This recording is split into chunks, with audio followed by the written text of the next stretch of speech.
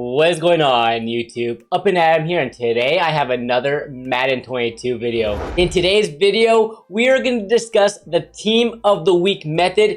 Is it still worth it? Did they nerf it? Can we still make coins? The answer to that is not just a simple yes or no, but I do have some info for you. I got some data to share as well, so make sure you stick around for the entire video so you know if you should invest this week or not.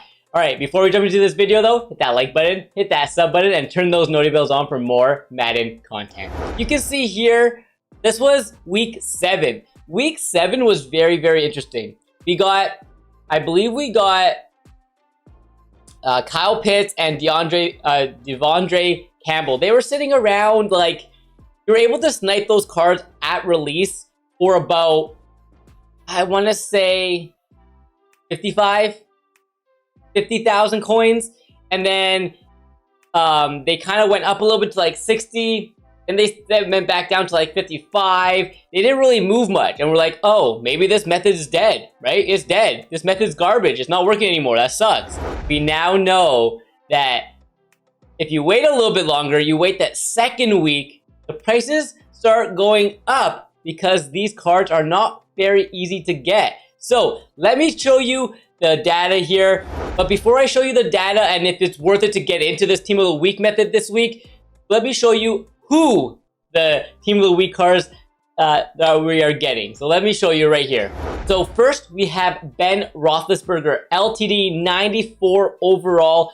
He most likely will get Hot Road Master, but he will not be able to get Gunslinger. Powered up will get him to a 94 throw power, which is not enough. I think what Field General needs is a 95 throw power to get both Gunslinger and Hot Road Master, so he's going to just get Hot Road Master. Okay, so that's their LTD. Very, very slow QB, but if you want to go after him, you definitely can. Our past card, a defensive hero, is going to be Rondé Barber. So 93 man-to-man corner here. Pretty good stats. Usually plays well above his stats anyways in past Maddens. So a pretty decent card. I think people will definitely will definitely be interested in him. Running back for the offensive hero here is going to be Willis Mcgahey. I really like this card.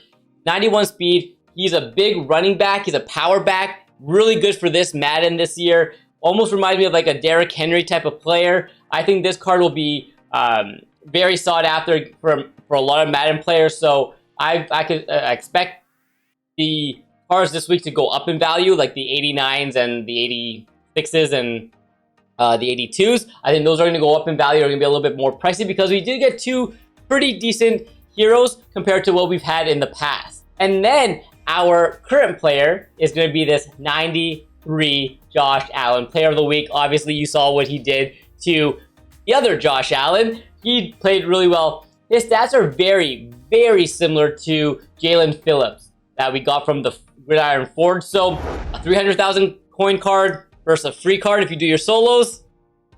I'm probably leaning towards that Jalen Phillips anyways over this card, but still definitely well-deserved card. He had a really great game. There is our Team of the Week cards for this week.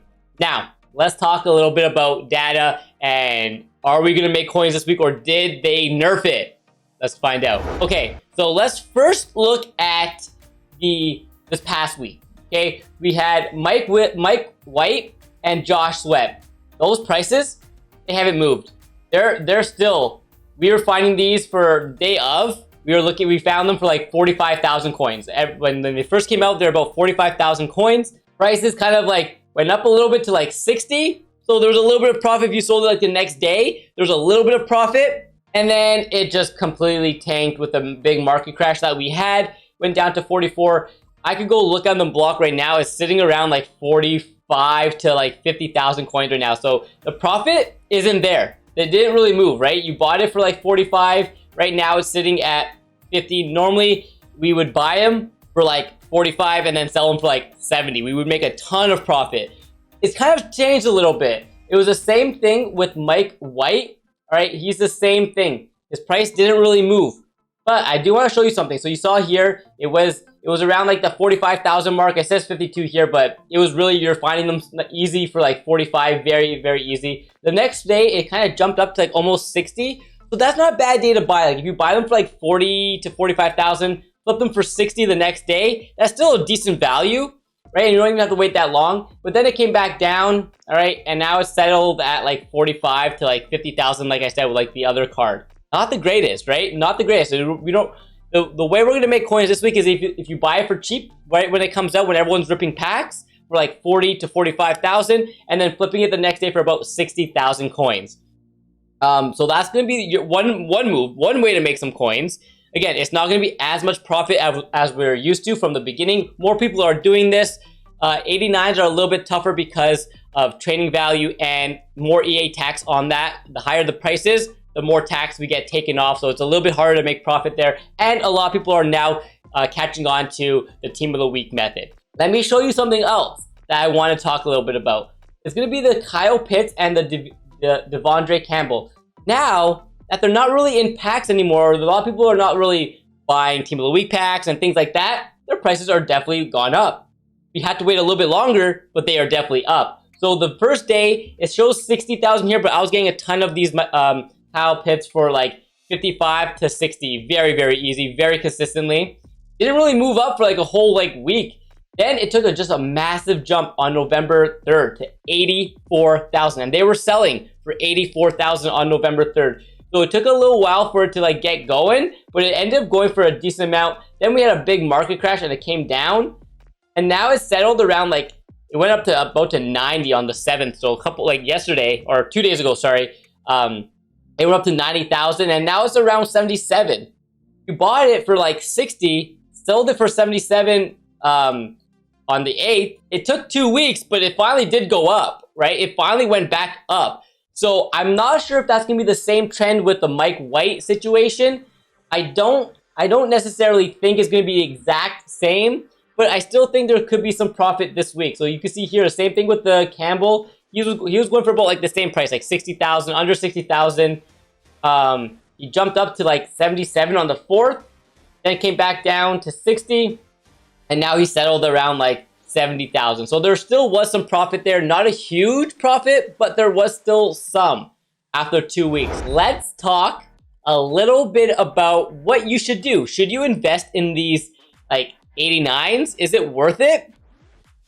That's tricky. So here is from week 7. These were the Kyle Pitts and the Campbell. Think Campbell around 75 and the Kyle Pitts at 90. Not a lot on the block. So people are gonna, if they want the Cooper Kupp or they want Jay Ratliff or Roddy White, they're gonna have to pay a little bit more for it. So can you take advantage of that? Possibly.